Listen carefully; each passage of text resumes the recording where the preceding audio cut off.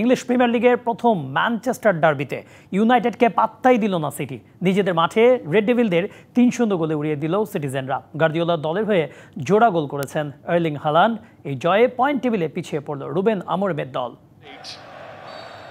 Manchester derby মানেই যেন আগুন ঝরানো এক প্রতিদ্বন্দ্বিতা। শক্তির বিচারে দুই দলের পার্থক্য যতই থাক, ইউনাইটেড ও সিটি একে অপরকে মাঠে পেলে যেন ছেড়ে কথা বলে না। ইপিএল এর গত মৌসুমে ২ ম্যাচে ইউনাইটেড থেকে মাত্র ১ পয়েন্ট পেয়েছিল ম্যানচেস্টার সিটি। এবার যেন তারই শোধ নিল পেপ গার্দিওলার দল।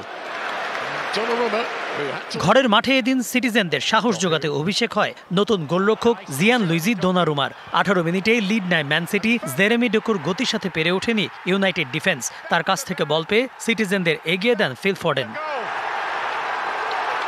১-০ গোলে এগিয়ে থেকে বিরতিতে যায় ম্যান সিটি। বিরতির পর শুরু হয় আর্লিং হালান্ড শো। ৫৩ মিনিটে ব্যবধান হয় দ্বিগুণ। গোল করেন নরওয়ের এই গোল মেশিন। এবারও গোলের নেপথ্য কারিগর জেরেমি ডোকু। ৬৮ মিনিটে আবারও গোল হালান্ডের, যা তার প্রিমিয়ার লিগের ৯০তম গোল। এই জয়ে ৬ পয়েন্ট নিয়ে ১৩তম স্থান থেকে এক লাফে টেবিলের ৮ম স্থানে উঠে এলো সিটিজেনরা। আর ইউনাইটেডের অবস্থান ১৪তে।